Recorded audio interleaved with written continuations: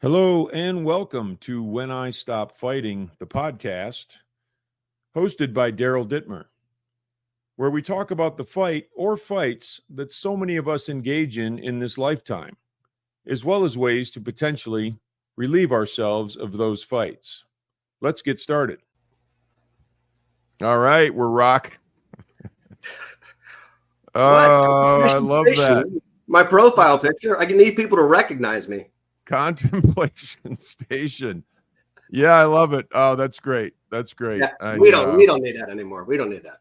No, we'll know who you are here shortly, and we'll definitely get to contemplation. I will say as we go, or as we start here, welcome to When I Stop Fighting, the podcast. Okay. My name is Daryl Dittmer. Today I'm joined by Byron H00ver, an educator, husband, father, and writer who I've gotten to know via social media, and I'm very glad that I have. Byron has a lot to offer this world, and I'm honored and excited to be involved in any way with that unfolding story. Byron is also a sober human. Thank you so much for joining me, Byron. So great to have you on. Daryl, it is great to be here, buddy. Thank you. Thank you. I appreciate it. You have been, and we'll get to your story and all that sort of stuff, but because I know that's, people love to hear that, where we come from, how we got to be who we are, where we are, et cetera. But your stuff that you write is absolutely fascinating to me. I got to say, it's fascinating to me. And, I write, but I'm like a story guy. Like I'll write stories, I'll write whatever. I mean, I'm not that smart or something. No, I think you write so people can understand you. I think I said that's right. Seems like it's causing confusion. So, Well, that's okay, because sometimes it does for me, but sometimes it makes me want to dive in further, which I'm assuming is, you're drawing me into your contemplation lair, which is cool. I mean, it sounds a little sinister, Daryl. Sounds a little sinister. Well, the intended purpose, I think, is working. So anyway, Byron, wonderful to have you. I'm excited for us to chat. I don't think I knew about this, so yes. I'm pretty happy about that. And I thought about taking off this, and I actually do wear glasses, but I'm going through that mid-40s thing where so I need my bifocals are going to be coming in soon, but nice. So I was trying to mirror you as much as possible. Well, I don't know if that's the best strategy, but anyway, it's great to have you with us to talk about everything, really. I mean, we'll see how this conversation goes, but it's going to be a doozy, I'm sure. So why don't we start with Byron's story, and where you're from. And when I say from, you know what I mean, quote unquote from, right? I mean, there's where we're from, and then there's where we're from, which I think is great. And then what sort of shaped you as you went along, what brings you to where you are now. And, I think that's an interesting way for us to get this conversation started. Yeah. Before I get started, Daryl, I just want to say a personal thanks to you for getting me on here. And actually, you've been so instrumental for getting me to not be anonymous. You opened me up to the first spaces. You actually asked me to host. I might not have actually become unanonymous if it wasn't for coming on your podcast. So I just got to make sure I get that gratitude for what you've done for me personally. Oh, I appreciate you saying that. Yeah, absolutely. So since you introduced me as a sober human, it might be good to just like start at the stop, so to speak, where I stopped drinking, which had to be, of course, a pun. I stopped drinking on February 22nd, 2022. So I like to remind myself that that's when I realized I had too many. It just happened. The pun worked out. I mean, I didn't know that was going to happen. Puns just kind of fall into my lap, as you see in my writings. I do. But, it reminded me of something I heard in your book.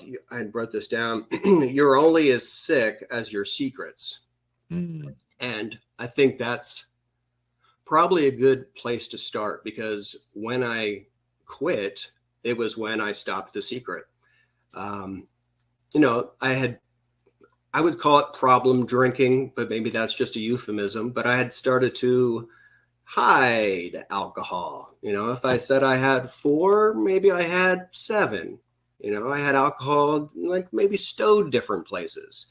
It wasn't anything to the level of dysfunction that was interrupting my work, or, sometimes I turn into more of a jerk than I already am when I drank too much, but nothing like that would probably have got me to stop, other than in the middle of the night, having had too much to drink, actually having drank some of my wife's wine. I think I did drink some of her wine. I was like, oh, I'll have some more. I don't know. Something just hit me. I think it was 2-part. I just realized I needed to tell her the truth. And at the time, my son was going through a tough spot where he was getting in with the wrong crowd and so forth. And I think I just had an epiphany of like, I could be contributing to that. Like, having seen me drink too much, he could be taking that. But the epiphany was not just guilt. It was realization that I have an opportunity. I have an opportunity that he can see me stop, and I could be a model for how to stop drinking. So typically that guilt had got me to drink more, but in seeing like that there was an opportunity to help him, I think that was part of it. So I went upstairs, and where I'm at now, and I woke my wife up, who was sleeping, and I just brought her downstairs, and I just laid it all out and told her. I mean, she knew that I was drinking too much, but she didn't know the secret of drinking. I was pretty good. But yeah, it just started with honesty, honestly. Wow. I mean, that's really cool, because I truly believe, and it certain things, and as soon as you said that you're only sick as your secrets, I thought, well, I've known people who have decided not to shave their heads, and people that I know, and they decide that there's another, wear a hat all the time, or hide it, or this and that. And I think that's right. To me, that's hiding. To me, Right. that's hiding, and it's a simple example, but it's also something that I think can be very meaningful. And I give you a huge amount of credit. I mean, you read my story, so my story was just trouble and this and that and whatever. And I was a kid, so I didn't really get it. I didn't have a wife, I didn't have a family, didn't have a house, didn't have a damn thing. But I had to start figuring my life out, or I would have been in trouble. So I get huge credit for seeing it, for addressing it, for changing it, and then for deciding that you want to move your life in a different way. And does that lead into the writing? Does that lead into the contemplation? How did that fit in there? Yeah, so I think there's layers to this, Daryl. There's layers. So, I mean, I think I probably went through different phases of drinking, kind of like you said at the beginning in some of your early stories. It's just been like a way to get some acceptance. Just a lot of people were doing it. That's probably like college drinking was that. Then the drinking, I think, was more self-medication through my 20s. I am diagnosed with bipolar disorder, so I'll just be open about that one as well. I don't need to like do a comb-over on the bipolar disorder. So basically, I mean, that's just one lens of looking at my life. I can look at it in the psychology lens and the biological parts of the brain. And so I'm upfront about the bipolar disorder, but basically if I go up a little bit too high, I would have some drinks to try to, elevate that feeling. And if I go down too low, I'd have drinks to, sort of cope with that feeling. But of course, alcohol is a depressant, and knowing psychology, I know this, but I kept doing it. Kind of like, I think you were talking in your book about like having an experience of getting people to stop smoking, but still smoking. You have that like cognitive dissonance. that's what I had. I mean, for a lot of my life is realizing I shouldn't be drinking to deal with bipolar, but kind of doing it anyway. So that's the psychology lens, I think, that is underneath the problem drinking. But I would probably, and I kind of told you I'd do this, I'd probably want to put it in kind of like a better, maybe a more spiritual lens, or at least a writer's lens. The writing that I do now, I've been doing it for a while. Like I first started writing when I was probably 12. I started writing a kind of like little rhymey type stuff. Interestingly enough, when my mom came home from the mental hospital, that's when I started writing that. So I saw a parallel in your story about all the work you did to kind of help your mom when she got sick. That's kind of what got me started on writing. Then different phases, I'd get this bursts of inspiration to write. When I was 20, I dropped out of college, actually, Wake Forest University. I dropped out because I wanted to write poetry. Now, I didn't understand at the time, but what I'm writing, I'm not exactly a poet.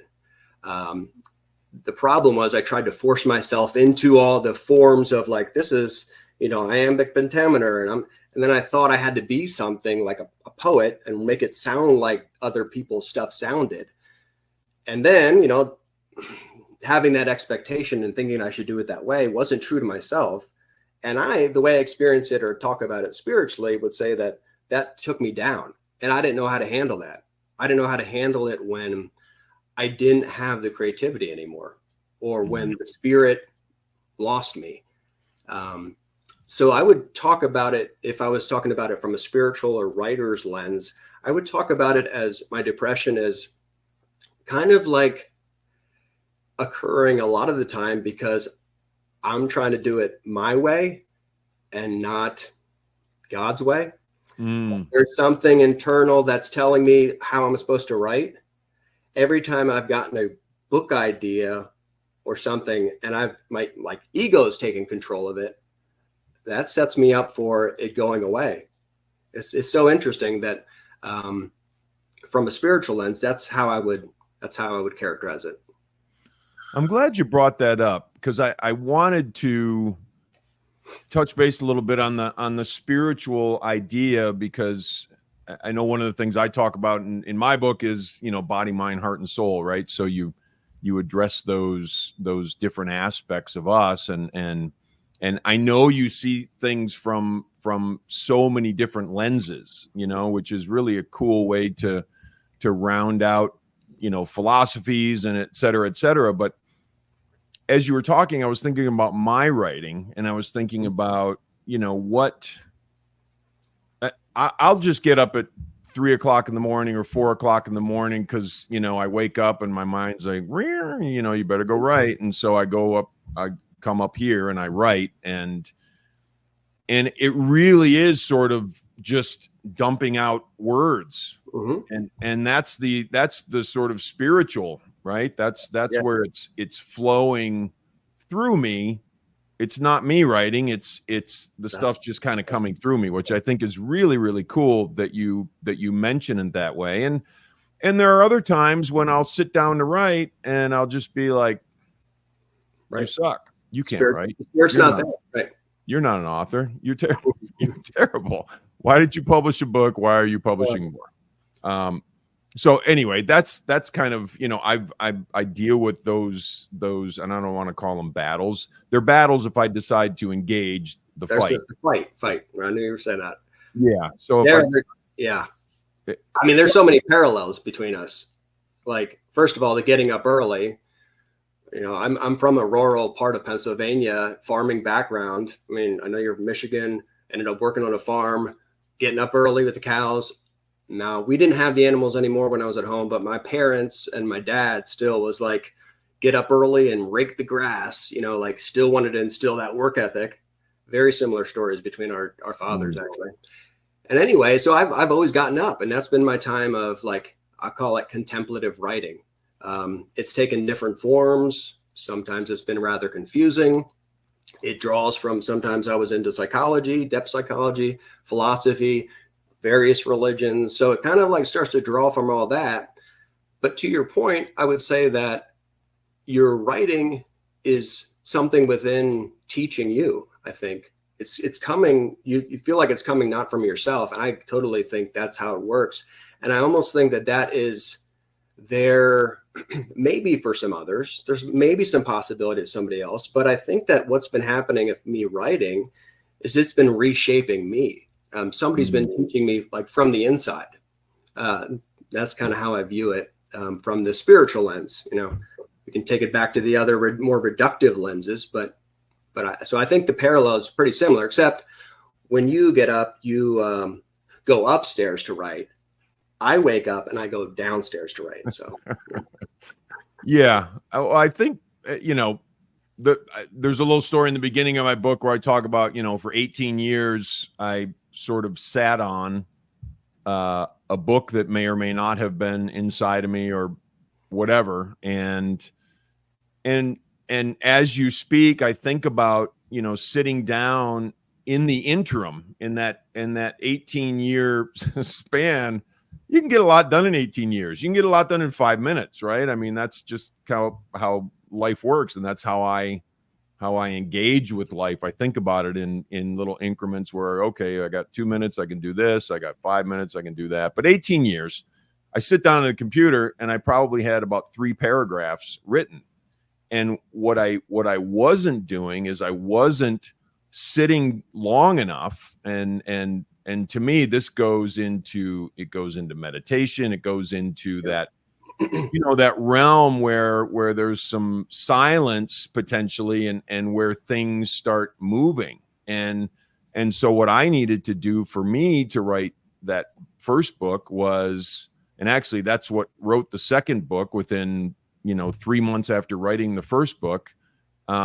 It was that sitting until it started to flow. You're similar in that regard? oh, of course, Daryl, that's, I mean, I gear a lot of my day around trying to get into when I'm in the contemplative state, we'll call it, like, I don't know if I need a whole lot of scaffolds, but when I kind of slip out of it, or maybe we want to call that getting depressed, I have scaffolds to kind of do what basically you're talking about, the getting up early. I'll start off with the contemplative writing, but if I don't have the spirit moving me, and like the stuff that I typically publish is like the stuff that comes out of me. Mm-hmm. But if that's not flowing yet, my practice of contemplative writing is I'll take some previous stuff that I wrote and I'll just reorganize it. I'll start categorizing it. It's almost like the stuff I write is a trail of crumbs that takes me back to the psychological state where I was. And then I'll start organizing it and reorganizing it. And next thing you know, like, it captures me and it's something completely new. I'm back into it. So I almost see my old writing. And this is the problem I had. I used to see something I wrote and I just like to hold on to it. Like I did something, but really now I see my older anything I wrote as just a way to help me back to the God experience, contemplative experience, flow, whatever you want to call it. But that's how I view my writing now. And giving it space is absolutely essential. I'll do the writing with a little bit of coffee, maybe 2 cups of coffee in 2 hours. I normally give it at least 2 hours. Then I do an hour walk, and it's the not writing space of the hour walk, probably that, you know, like the quiet period, or the commute, like after the contemplative writing, the commute, the walk. Sometimes the commute and walk is where the stuff gets delivered, so to speak, to me. And I'm sure that's, you know, something a lot of people can identify with. Absolutely. I certainly can, because it's funny. Sometimes I get, and it's interesting because so much of this has to do with the fights, right? Like I'm about the fights, but I'll be sitting there and I'll I do a breathing practice before I meditate in the morning, and I'll be in the midst of my breathing practice and all these ideas will show up and I'm like, oh crap. How am I going to remember all that? And I'm not going to stop, you know, and I just kind of chuckle to myself and I keep going and I'm like, oh, I hope I remember this later. But you're right that, you know, some sort of a portal opens, right? In that more silent or, you know, not trying state. Yeah. fighting, not trying, just allowing. One of my favorite words in the English language, allowing. When I'm allowing, things start moving, and when I'm breathing, I'm allowing, and when I'm meditating, I'm allowing, and that is just a fascinating journey. I couldn't agree with you more, Daryl. I love how you put it in the context of a fight. And as I know, the fights change over time, and I think the last 2 years, once I kind of took care of the alcohol fight, I think I was able to, like, the last 2 years have been the most steady writing.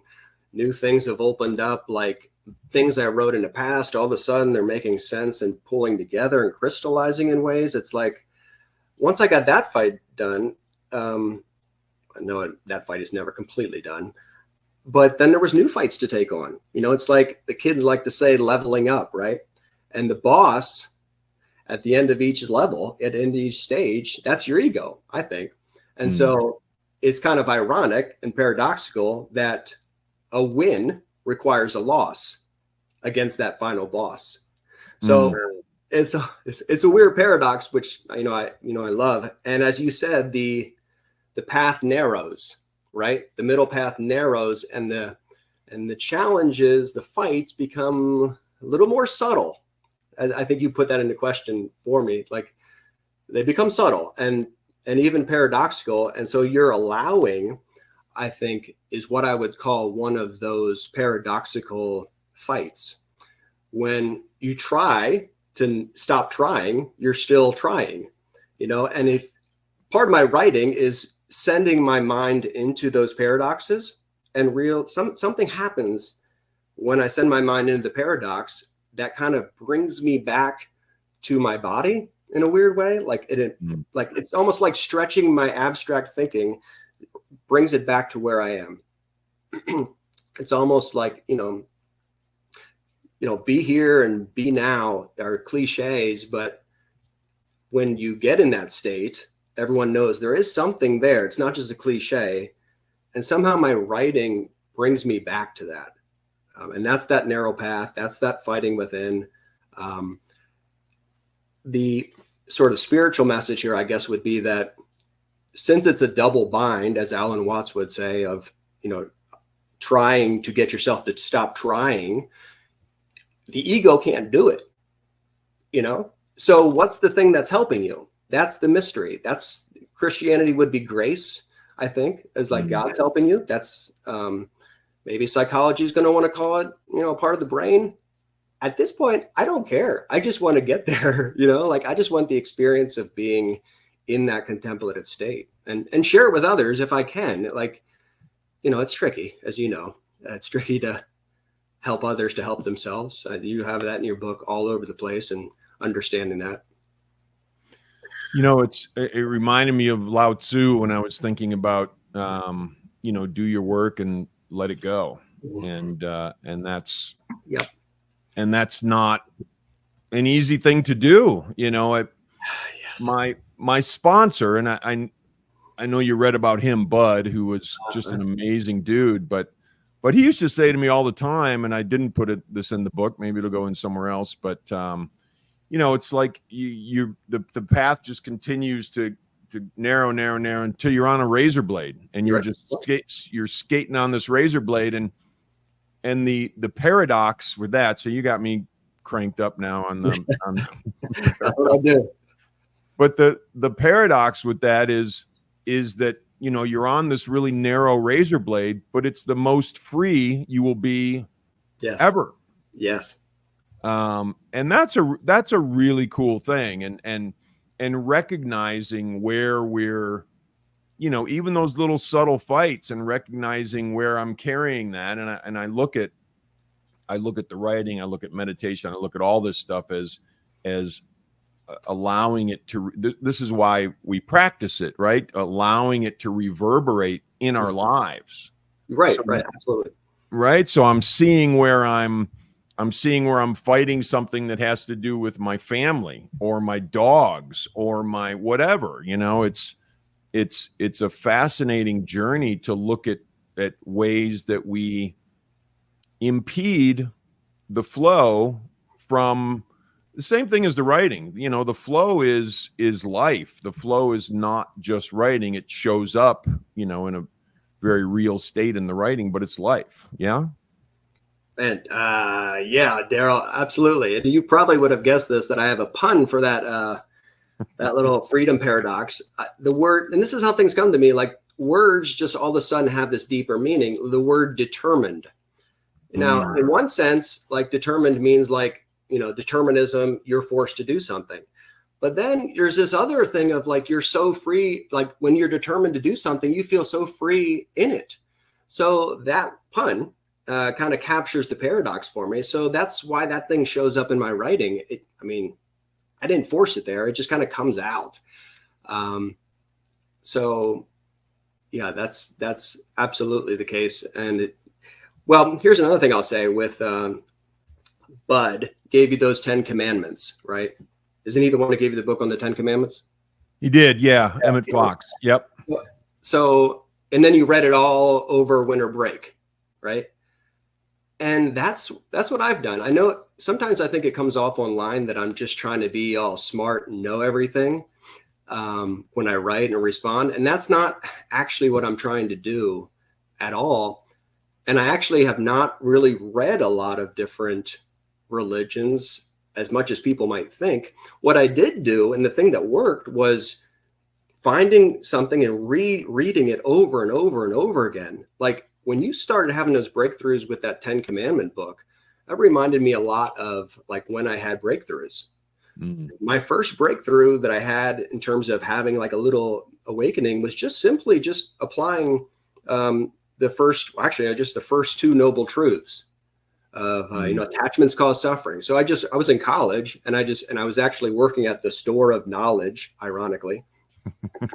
And I just started applying that to my life. And then all of a sudden, like reality started shifting, you know, of like every time I saw myself like suffering, I'd say like, well, what's my attachment here? And I just applied it over and over. Then I came out of that experience. Then it was the Tao Te Ching. And I've listened to that over and over and over, lending new insights. You know, it just becomes part of you. And then I haven't read the Tao Te Ching for a while, but lines like that will come out of me. Like, you know, the one you said about doing your work and then letting it go. Like that's absolutely how I approach writing now. So yeah, I think there's a lot to this. Yeah, there is. And you know, the cool thing about life that I know you enjoy and that I enjoy is that the rabbit hole goes really deep. But I will say it's really easy for me to recognize, and I think most of us, when somebody's trying to be intelligent or smart or blah, blah, blah. But I don't get that from you at all. You have a humility that I think is, yeah, like seriously, really, I've never gotten that from your writing. I appreciate that. I got that from somebody else this morning and I shut them down immediately, which is fine. It's just, you know, I have a no BS policy with myself, as you may have imagined. So I also have the similar policy with other human beings. And you know, go ahead. Well, since you bring up the rabbit hole, and I know like there's a lot of in your book, there's a lot of metaphors of like you know, stepping in it. And there's, you know, shooting all over myself and then like get my shit together. Oh, wait, can I be saying these words? You're fine. Okay. Oh boy. Anyway, with the rabbit hole, and this is going to come off really probably weird at first. There's a little practice that I do sometimes called the butthole. Now, not as anal as it sounds. It's just like when I find myself criticizing someone, I put a but there. Like that person's cut me off in traffic. But haven't I ever made a mistake where I cut somebody off as well? That person gets too angry too quickly. But what if I had their backstory? Like, so I just use the but, and like, that's a rabbit hole right there. So I call it the rabbit butt hole. But it's just basically like, and I you know, I have crazy ideas. It's basically just a thing I just go into. Like, I don't always do it perfectly, but when I catch myself criticizing someone, I'll try to put it back on myself. And then it gets back into that paradox thing where it's like, I don't know, something with exploring that loop just makes it, all of a sudden it just ends and it's okay. And I'm back to where I am and I'm just present. And so that's kind of like the contemplative path for me, is like, it starts with some like critical thinking realm, gets into perspectives, opposing opinions, opposing paradigms, and ultimately opposing paradoxes, where I just have to like surrender to the apparent contradiction of it. And then I'm just like, boom, present. Yeah, no, very cool. I see, that's an amazing process to hear about from your perspective, just from another human being's perspective, because my realm probably works similarly, but I would never be able to articulate it like that. You know, I like, that's an amazing process that you're articulating, and I think it's really cool. You mentioned determination before, and I just have to ping this because it kind of went off in me. But I look at that as similarly to discipline, right? Like that determination, which I suppose breeds the discipline, which allows me that expansiveness and that freedom. And you would think, oh, discipline, you know, you're crunching yourself up into this little spot, but the discipline actually expands everything, which is another interesting paradox that's right. Yeah, that I love, because, you know, sometimes I say things online, and I feel like I'm a fairly practical dude. Maybe I'm not, but sometimes I say things, I'm like, I don't know if that went over so well, which is fine. How do you think I feel? That's what I was gonna say, because your stuff is really like, it's serious, and well, yeah, I'm joking. I'm not all serious, right?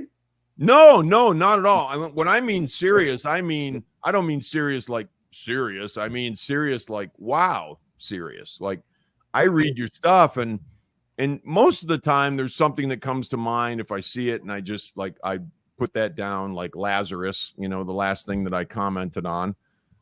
That's just what came into my head. I'm like, all right, I hope I'm playing the game okay, because your stuff is up here, like it's next level to me. Well, the irony is the paradox just brings me back to presence, and all the words don't mean anything anyway.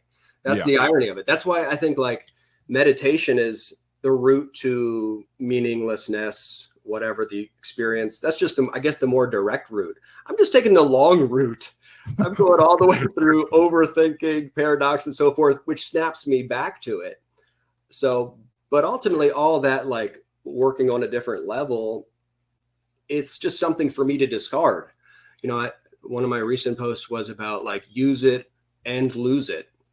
You know, we think about knowledge, we get it, we use it, and then we keep it, you know, use it or lose it.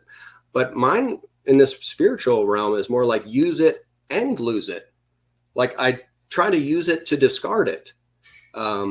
So on another level, sometimes like knowing things becomes the impediment. And I think you expressed this in your book. I know you did, about like, if you had any recommendations for anybody, it would be to, or advice was that, you know, that you don't know. It was very Socratic in your book. And so you already intuitively know what I'm doing is I go, and especially if I think I know something, discard it, get rid of it, because it's an impediment at that point.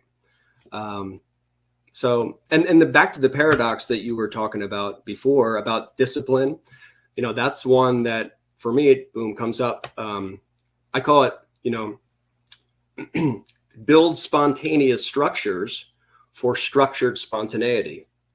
That, you know, like we have to put into our day these structures, or actually, you know, structures for spontaneity will yield spontaneous structures. There we go.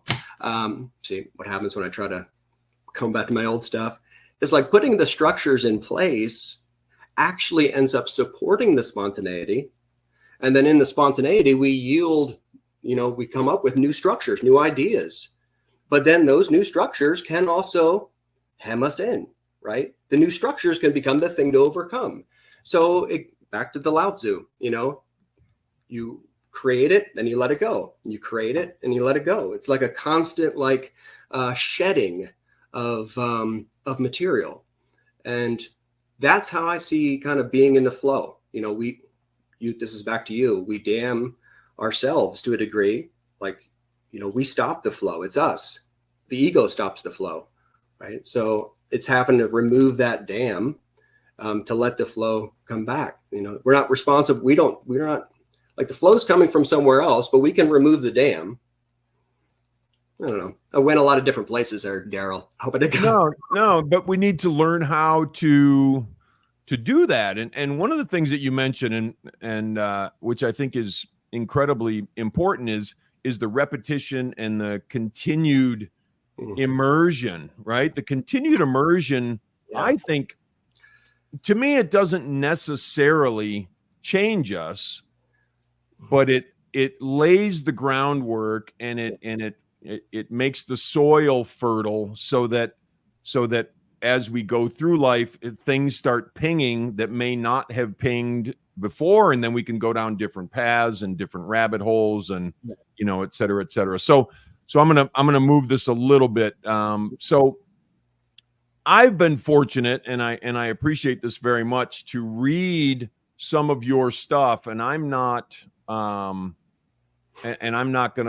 you know, say anything about that other than that I've been really happy to do that, and it's you know, it's a different realm for me. It really is. It's a very different realm for me. So when I walk into a different realm, you know, I got to stop and look around and see what's going on and try to or not try to allow things to resonate with me. Yeah. And I have to allow myself that time to allow it to resonate. Is there anything regarding your writing that you wanted to share or talk about, or? Well, I guess the way I came to what I'm doing now, you know, I wrote most of this stuff mostly just privately. You know, I went through waves of different creative writing and contemplative writing, and I didn't call it contemplation until recently. You know, for a while I thought it was poetry, then I thought it was religion and philosophy. So I've just been kind of doing this mostly on my own. I've shared some things here and there, but getting onto Twitter has kind of like, well, X now, has just expanded that. And now I kind of see a little bit more how it can be maybe helpful. Well, definitely I'm getting experiences where my experience of like tuning in with my contemplation is helped by so many people around me, like yourself, because then I get to see other people's perspectives, and it just like it's probably something I maybe was missing for a while, but maybe it was good for me to be contemplating on my own. I don't know. I would say now though, it's like this collaborative thing. I don't know if other people would feel like they're collaborating with me. But I've tried to get the spirit going, and I really see that as the spirit. I don't see it as winning an argument. I see it as us getting into it together, being a fun process of getting our minds into a contemplative state to be where we are. And one thing I really appreciate about you and others who just kind of come back and forth, you know, like I guess I'm just, you know, I'm amazed that some people don't want to do that more, because I see that that's where the real good stuff is in the experience of it. You know, I couldn't imagine just putting myself stuff out there and then someone having questions about it and not wanting to get engaged. Like that's like the opportunity to like really, you know, just embrace that moment of the dialogue. So I don't know if I'm answering your question about my writing. I guess I've gotten into this word. I use the word contemplation. Those people who saw my first stuff, I went through trickster and conductor. I even had my profile as a pile of poop for a while. I had all sorts of different things. And I just came to contemplation because I felt like it was a word that best fit what I was doing, because it can be used in, you actually do use the word contemplation in your book, by the way. Mm-hmm. It can be used in just daily thinking. I'm going to contemplate that. In Christianity, there's the Christian contemplatives who have a whole series of contemplation now that I'm learning about. There's philosophical contemplation, right? And it kind of like, and even artists sometimes go through this process. So I felt like it had some universal appeal without sacrificing depth. You know, you can approach it as started, like maybe it's just like critical thinking or paying close attention, but it goes down, you know, and so it's a very malleable term. That's how I came to the term. And now I've started to research what other people actually meant about contemplation, like going back to the Christian contemplatives, and Aristotle was big on it. And moderns like Rohr and Richard Rudd and so forth. So that's kind of like where I'm at now. I'm just trying to online just be engaged, collaboratively contemplate with people, share my stuff. Maybe some of it is going to help people to help themselves. Maybe not. I don't know. But I'm certainly getting stuff. I'm certainly getting a big benefit out of it.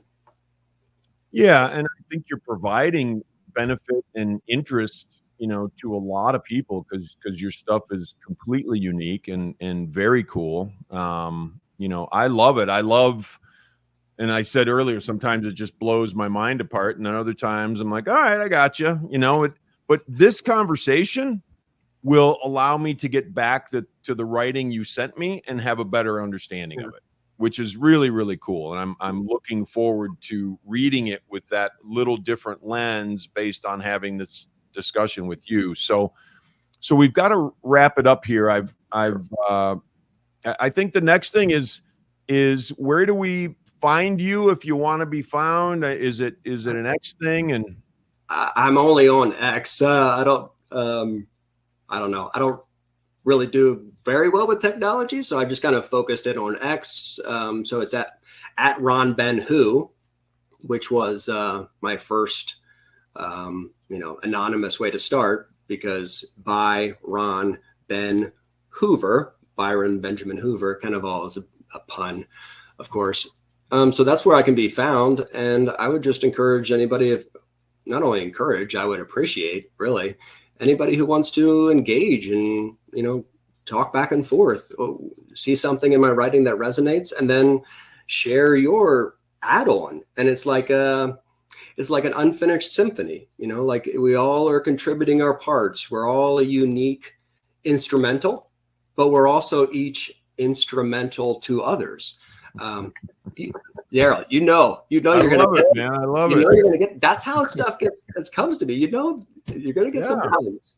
No, I think it's great. I enjoy it immensely. I enjoy, you know, there's people that I'm close to, you know, on Twitter or on X that I know and I've talked to on the phone, and you know, we've done spaces or we've collaborated in other ways or whatever, and you're one of those people, but it's a very small group, you know, and the fact that we've done this now just you know, rounds my ability to understand, which is really, really cool. So I want to say thank you so much. I know we'll do this again. I will say to folks, watch out for this gentleman, because he's going to be writing some really cool stuff coming down the pike. And you know, it's something that I think is something that I'm looking forward to, and something that I can't wait to you know, to read when you formulate some of these things and you move them into, you know, potentially a published state. You know, I just sort of predict that for you. So,